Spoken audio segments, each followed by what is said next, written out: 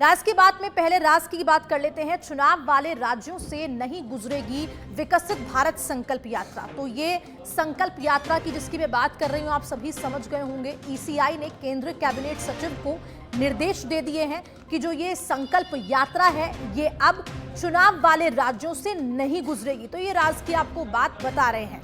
हालांकि जो भी अब यात्रा निकाली जा रही है वो प्रचार प्रसार के लिए निकाली जा रही है, लेकिन अब ये ईसीआई ने केंद्रीय कैबिनेट को निर्देश दे दिए हैं कि जो विकसित भारत संकल्प यात्रा है अब वो जो भी चुनावी राज्य हैं उसके होते हुए नहीं निकाली जाएगी। और साथ ही साथ सचिव को ये निर्देश भी दिए हैं और कहा भी गया है कि ये सुनिश्चित किया जाए कि चुनाव वाले राज्यों से ये यात्रा नहीं गुजरनी चाहिए। रथ प्रभारी के रूप में सीनियर अधिकारी भी नहीं होंगे तैनात। तो साथ ही साथ कांग्रेस नेताओं ने भी रथ यात्रा को रोकने के लिए ज्ञापन दिया है, जिनमें उन्होंने रथ यात्रा को आचार संहिता का उल्लंघन बताया है। क्योंकि देखिए आचार संहिता लागू हो गई और कई ऐसी गाइडलाइंस हैं जो भी जारी कर दी गई हैं, तो उसका उल्लंघन बताया जा रहा है। इसे केंद्र सरकार उपलब्धियां गिनाने के लिए अब विकसित भारत संकल्प यात्रा चला रही है। तो आप समझ गए होंगे किसकी तरफ से, किस पार्टी की ओर से ये यात्रा निकलने वाली है।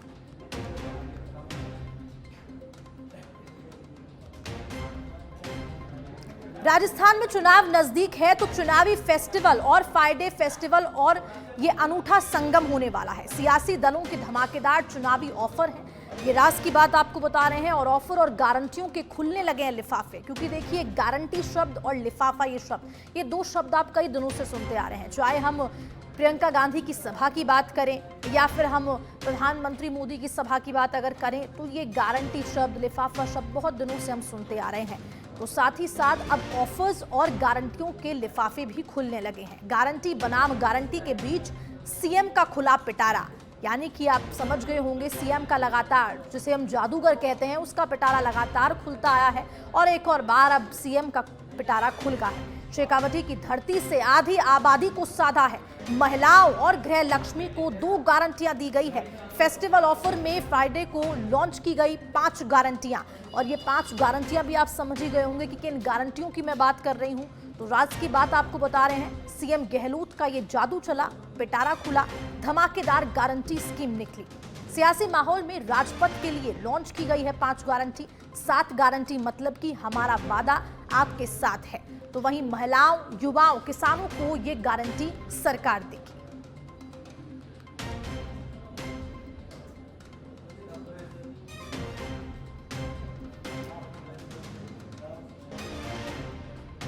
तो कांग्रेस की गारंटी पॉलिटिक्स, ये गारंटी शब्द भी आपने सुन लिया होगा। तो अब इस पे पॉलिटिक्स की जा रही है, यानी कि राजनीति की जा रही है। घोषणाओं, वादों के बजाय अब इस बार कांग्रेस का फोकस सरकार बनते ही इन 7 गारंटियों पे होगा, जो कि फिर से लागू की जाएंगी। गृहिणियों को हर साल 10,000 रुपए की गारंटी मिलेगी। तो गौवंश पालकों में 2 रुपए प्रति किलो गोबर खरीद की गारंटी भी दी गई है।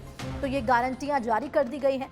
सरकारी कॉलेज के पहले साल के विद्यार्थियों को लैपटॉप या फिर टैबलेट फ्री की गारंटी मिली है। तो 15 लाख तक का आपदा राहत फ्री बीमा की गारंटी भी दी गई है। हर विद्यार्थी को अंग्रेजी माध्यम शिक्षा की गारंटी दी गई है। तो वहीं 1 करोड़ 4 लाख प्रदेश के परिवारों के लिए 500 रुपए में सिलेंडर दिया जाएगा। तो ये आपको वो गारंटियां बता रहे हैं जो कि लागू होंगी अगर सरकार बनती है तो सरकारी कर्मचारियों के लिए ओपीएस कानून भी लाने की गारंटी जारी की गई है। तो ये वो आपको गारंटियां बता रहे हैं जो लागू की गई हैं। चाहे वो हम परिवारों की बात करें, जिस परिवार में 1 करोड़ 4 लाख प्रदेश के परिवारों के लिए 500 रुपए में सिलेंडर होगा। तो वहीं हर विद्यार्थी को इंग्लिश मीडियम एजुकेशन की गारंटी दी गई है। तो वहीं 15 लाख तक का आपदा राहत फ्री बीमा की गारंटी भी दी गई है। और साथ ही साथ हर साल जो कॉलेज का पहले साल में जो फर्स्ट ईयर में स्टूडेंट्स होंगे उनको लैपटॉप, टैबलेट भी फ्री दिया जाएगा, इस बात की गारंटी भी दी गई है। तो ये लगातार आपको हम गारंटियां बता रहे हैं। तो ये राज की बात भी आपके लिए जानना बहुत आवश्यक है।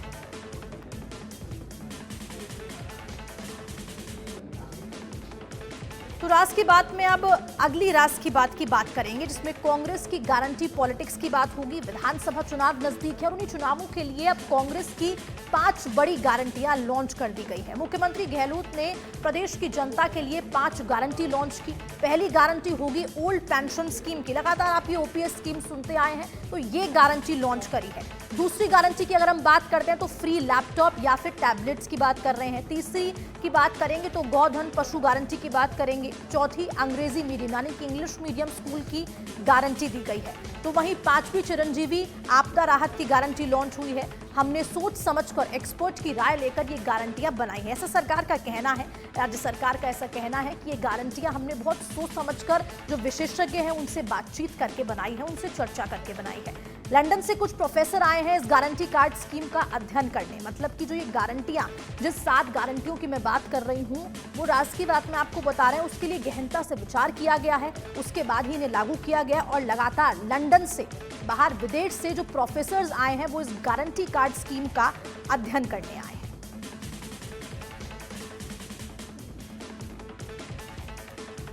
वहीं मुख्यमंत्री अशोक गहलोत का बीजेपी पर हमला लगातार जारी है। देखिए, चुनाव नजदीक है तो ये निशानाबाजी करना भी बहुत आम बात हो जाती है। और साथ ही साथ मुख्यमंत्री ने कह दिया है कि देश के अंदर क्या हो रहा है, इसलिए हम कहते हैं कि लोकतंत्र खतरे में है। क्योंकि लगातार कांग्रेस पार्टी ऐसा आरोप बीजेपी पर लगाती आई है कि लोकतंत्र खतरे में है, मोदी के राज में लोकतंत्र खतरे में है, संविधान की धज्जियां उड़ाई जा रही हैं। और आपके इशारे पर सीबीआई, ईडी, देखिए ये 2 शब्द सीबीआई और ईडी जो लगातार हमने सुने हैं, ईडी की कार्रवाई लगातार जारी है। बीते दिन ही हम बात करें तो प्रदेश अध्यक्ष गोविंद सिंह डोटासरा के घर पर, उनके आवासों पर यह कार्रवाई हुई। तो लगातार बीजेपी अब आरोप, माफ कीजिएगा, कांग्रेस पार्टी अब लगातार बीजेपी सरकार पे आरोप लगा रही है कि जैसे चुनाव नजदीक आते हैं ईडी एक्टिव हो जाती है। तो मैंने सीबीआई, ईडी के डायरेक्टर के समय मांगा है परिस्थिति बताने के लिए। आप क्राइम करने वालों को जेल भेजो, हम इसका स्वागत भी करेंगे। आप 9 साल से इनके राजनीतिक हथियार बन गए हैं। तो लगातार अब जो विपक्ष है वो लगातार आरोप लगा रहा है केंद्र सरकार पर। तो सिर्फ विपक्षी दलों के नेताओं के पास जाते हो, जब कोई नेता बीजेपी से जुड़ जाता है तो वे वॉशिंग मशीन में धुल जाता है। ये आपको राज की बात बता रहे हैं। ईडी सीबीआई की कार्रवाई को लेकर पीएम मोदी की उल्टी गिनती अब शुरू हो चुकी है। तो देखिए, निशाना साधते हैं तो अब ये भी कह दिया है कि प्रधानमंत्री मोदी की उल्टी गिनती शुरू हो चुकी है। प्रधानमंत्री मोदी उद्योगपतियों का हजारों करोड़ का कर्ज माफ करते हैं, लेकिन किसानों की कर्ज माफी नहीं करते और कहते हैं कि किसान की आदत बिगड़ जाएगी।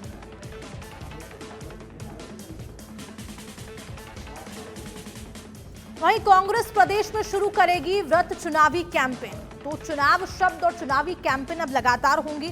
जानकार सूत्रों के हवाले से ये खबर आ रही है सामने। जानकार सूत्र बताते हैं कि इसके लिए कोर कमेटी की बैठक में रणनीति बनाई जाएगी। सभी टिकट घोषित होने के बाद बड़े नेता बनाएंगे प्लान। कांग्रेस के दिग्गज नेता अलग अलग दिशा में ही कमान संभालेंगे। जो चुनावी कैंपेन है, जो इलेक्शन कैंपेन है, उसके लिए कमेटी बनाई जाएगी और रणनीति तय होगी। कौन कौन शामिल होगा इस कमेटी में, इस कैंपेन में कौन कौन काम करेगा, ये भी अपने आप में एक बड़ा सवाल है। तो वहीं मुख्यमंत्री Ashok Gehlot, PCC chief Govind Singh Dotasra, Sachin Pilot, CP Joshi अलग अलग दिशाओं में ये कैंपेन करेंगे। कांग्रेस के राष्ट्रीय नेताओं के भी तूफानी दौरे होंगे। तो राहुल गांधी की जनसभा होगी। सेलेक्टेड जगहों पर टिकट वितरण से कुछ जगहों पर उपजे असंतोष थामने की कवायद भी शुरू होगी।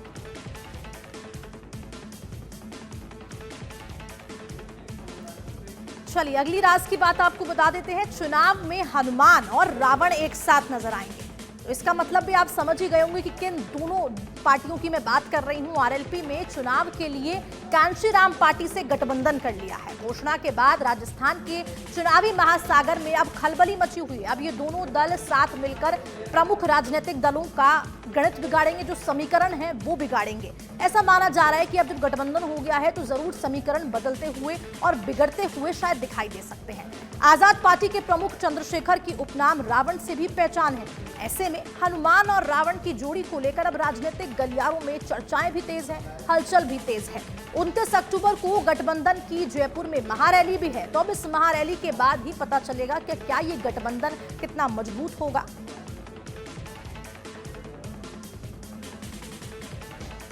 वहीं राजस्थान विधानसभा चुनाव का रण, अब एक और पार्टी की हुई एंट्री। तो लगातार देखिए पार्टी की एंट्रीज होती आई है और अब निर्दलीय विधायक बलजीत यादव ने बनाई अपनी राष्ट्रीय सेना पार्टी। तो अब बहरूर से यादव इसी पार्टी से चुनाव लड़ेंगे।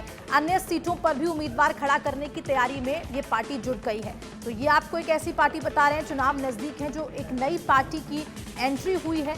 आपको बता दें कि एक और पार्टी की नई एंट्री से अब खलबली भी मच गई है। निर्दलीय विधायक बलजीत यादव ने राष्ट्रीय जनता सेना पार्टी का बनाई है। और तो अब बहरूर से यादव इसी पार्टी से चुनाव भी लड़ेंगे और जो भी अलग अलग सीटें हैं उम्मीदवार खड़ा करने की तैयारियों में भी जुट गए हैं कि कौन किस सीट से खड़ा किया जाए, किसको उम्मीदवार बनाया जाए, कौन मजबूत है, क्योंकि सामने वाली पार्टियां भी मजबूत है तो कौन किसके सामने होना चाहिए, ये आने वाला समय बताएगा। अब राज की बात में बात करेंगे देवभूमि उत्तराखंड की, जहां पर शरण में उपराष्ट्रपति जगदीप धनखड़ पहुंचे, पत्नी के साथ बाबा केदार की पूजा अर्चना की, तो वहीं उत्तरकाशी में गंगा नदी की आरती में भी शामिल हुए। तो लगातार उपराष्ट्रपति जगदीप धनखड़ दौरे करते हैं अपनी पत्नी के साथ और अब वो देवभूमि उत्तराखंड पहुंचे, जहां पर पत्नी के साथ बाबा केदार की पूजा अर्चना की, वहां पर उत्तरकाशी में गंगा नदी की भी आरती में शामिल हुए। केंद्रीय मंत्री कैलाश चौधरी की जुबान फिसल गई। तो देखिए, नेताओं की जुबान भी लगातार फिसलती है जब वो कोई संबोधन करते हैं, सभा में जाते हैं। प्रधानमंत्री को ही बता दिया सबसे बड़ा भ्रष्टाचार, कांग्रेस की जगह भाजपा और भाजपा की जगह कांग्रेस बोल गए ये मंत्री चौधरी। दरअसल राजस्थान सरकार को घेरने के लिए कोई बीजेपी की प्रेस कॉन्फ्रेंस आयोजित की गई थी। प्रेस वार्ता के दौरान केंद्रीय मंत्री कैलाश चौधरी की जुबान कई बार फिसली, परंतु चर्चा का विषय तब बना जब मंत्री जी प्रधानमंत्री को ही भ्रष्टाचारी बता गए। राजस्थान सरकार की योजनाओं को फ्लॉप बताया, तो साबित करने की जल्दबाजी में ये जुबान फिसल गई और प्रधानमंत्री मोदी, जो देश के मुखिया हैं, जो प्रधानमंत्री नरेंद्र मोदी हैं, उनको ही भ्रष्टाचारी बता दिया।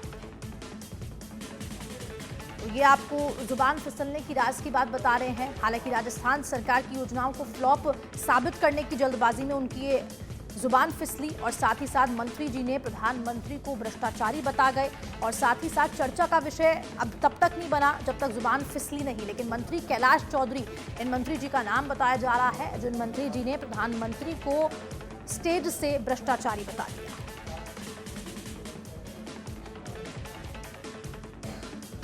चलिए अब अगली राज की बात कर लेते हैं। भाजपा नेता जसवंत सिंह की बात होगी। बिश्नोई का ट्वीट चर्चित में है। अब चर्चाओं में उनका ट्वीट है। लूनी के विधायक जो हैं, जोधपुर से सांसद भी रह चुके हैं जसवंत सिंह बिश्नोई, इस बार लूनी विधानसभा क्षेत्र में प्रबल दावेदार माने जा रहे हैं। जसवंत सिंह बिश्नोई का ट्वीट भी सामने आया।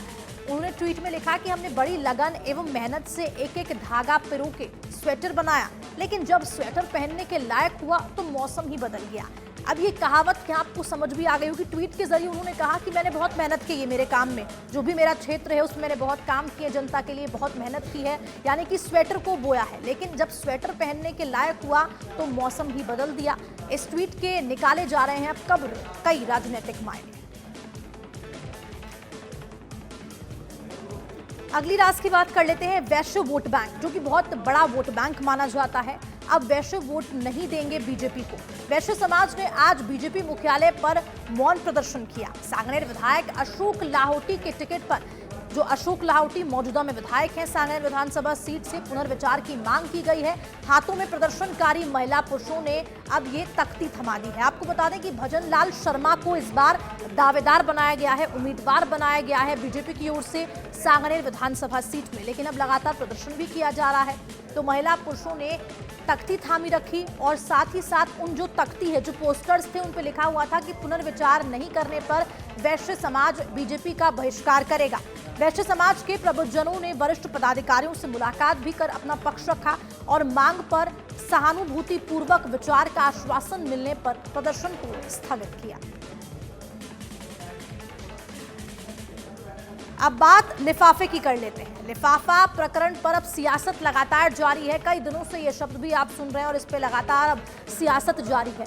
देवनारायण मंदिर के मुख्य पुजारी हेमराज पोसवाल का बयान सामने आया। उन्होंने कहा कि राजनीतिक षड्यंत्र रचकर मेरा 21 रुपए वाला वीडियो वायरल किया गया है। कांग्रेस नेता प्रियंका गांधी ने भी गलत बात कही। 21 रुपए के लिफाफे पर गलत भ्रम फैलाया जा रहा है। अब ये 21 रुपए का लिफाफा भी आप समझ गए होंगे। जब प्रियंका गांधी दौसा के सिकराय में आई, वहां पर जनता को उन्होंने संबोधित किया और इस संबोधन में लिफाफे की बात का जिक्र भी किया।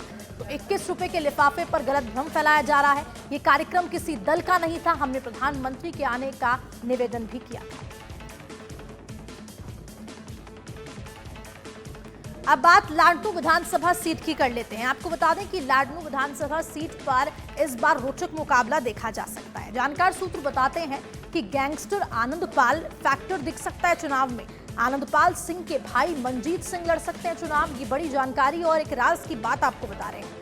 कांग्रेस से सचिन पायलट के कट्टर समर्थक मुकेश भाकर का टिकट रिपीट हो सकता है, ये भी खबरें सामने आ रही है। तो भाजपा ने फिलहाल टिकट अभी तय नहीं किया है, क्योंकि देखिए 2 सूची आ चुकी है। पहली सूची की हम बात करें तो 41 प्रत्याशी घोषित हुए, दूसरी सूची की बात करें तो 83 जो प्रत्याशी हैं वो घोषित किए गए, लेकिन अभी तीसरी सूची आना बाकी है। फिलहाल आज कोर कमेटी की बैठक भी चल रही है, तो अब इसके बाद ही पता चल पाएगा कि तीसरी सूची में किस किस के नाम होंगे। लेकिन बीजेपी ने फिलहाल टिकट तय नहीं किया है। 2018 में भाकर ने बीजेपी के मनोहर सिंह को शिकस्त दी थी। अगर मनजीत सिंह निर्दलीय लड़े तो त्रिकोणीय मुकाबला रोचक होगा और ये दिलचस्प भी होगा देखना मुकाबला।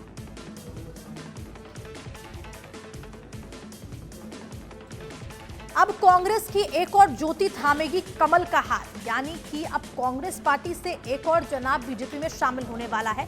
ये आपको राज की बात बता रहे हैं। जानकार सूत्र ने संकेत दे दिए हैं कि पूर्व मेयर ज्योति खंडेलवाल, जो पूर्व में मेयर थी, ज्योति खंडेलवाल के जल्द बीजेपी में शामिल होने की अटकलें लगाई जा रही है। कांग्रेस से जयपुर शहर सांसद प्रत्याशी भी रह चुकी हैं ज्योति खंडेलवाल। ज्योति खंडेलवाल ने कांग्रेस में किशनपोल और हवा महल से भी दावेदारी ठोक चुकी है। किशनपोल में अमीन कागजी का टिकट क्लियर होने के बाद सिर्फ हवा महल सीट बची है, क्योंकि देखिए किशनपोल पे नाम आ गया है। अब हवा महल सीट पे फिलहाल तक प्रत्याशी घोषित नहीं हुआ है। फिलहाल मौजूदा में वहां से जलदाय मंत्री डॉक्टर महेश जोशी विधायक हैं। हवा महल में स्थानीय विधायक और मंत्री डॉक्टर महेश जोशी की मजबूत दावेदारी भी वहां पर मानी जा रही है। ऐसे में हवा महल से ज्योति को टिकट मिलने की संभावना लगभग ना के बराबर है, लेकिन कांग्रेस ने मनचाहा टिकट नहीं मिलने पर ज्योति छोड़ सकती है कांग्रेस, अगर ज्योति खंडेलवाल को टिकट नहीं मिलता। क्योंकि देखिए लगातार अगर हम देखते हैं तो चाहे हम कांग्रेस पार्टी की बात करें, बीजेपी पार्टी की बात करें, वहां पर लगातार नाराजगी जाहिर देखने को मिल रही है। प्रदर्शन भी किया जा रहा है कि उनको टिकट नहीं दिया जा रहा है और उसको लेकर वो इस्तीफे भी दे रहे हैं। तो अब ऐसा माना जा रहा है कि ज्योति खंडेलवाल कांग्रेस छोड़ सकती है और कमल का हाथ थाम सकती है। हालांकि ज्योति खंडेलवाल के भाजपा में शामिल होने की खबरें फिलहाल अभी बताई नहीं जा रही हैं, लेकिन अटकलें ऐसी लगाई जा रही हैं कि शायद ऐसा हो सकता है। तो वहीं अब एक और राज की बात कर लेते हैं मध्य प्रदेश विधानसभा चुनाव 2023 की। बीजेपी की fire brand leader Uma Bharati अब हिमालय चल पड़ी है। उमा भारती मध्य प्रदेश में विधानसभा चुनाव प्रचार से दूर रहेंगी। आज हिमालय के लिए वो निकल जाएंगी। उमा भारती चुनाव प्रचार जब चरम पर होगा तब वो बद्री केदार में दर्शन करेंगे। तो ये एक अलग तरीका अपनाया गया है उमा भारती की ओर से। मध्य प्रदेश में चुनाव है तो अब वो बद्री केदार दर्शन करने आज निकल जाएंगे। उमा भारती सरकार के अधूरे कामों पर आत्मचिंतन करेंगी। उमा भारती ने सोशल मीडिया पर हिमालय प्रवास पर रहने की जानकारी भी शेयर की है। आज एमपी के स्टार प्रचारकों की सूची में भी उमा भारती का नाम गायब है। ये भी चर्चा का एक विषय बना हुआ है। हालांकि एमपी सरकार के अधूरे काम गिनाने के चलते स्टार प्रचारकों की सूची के नाम गायब है।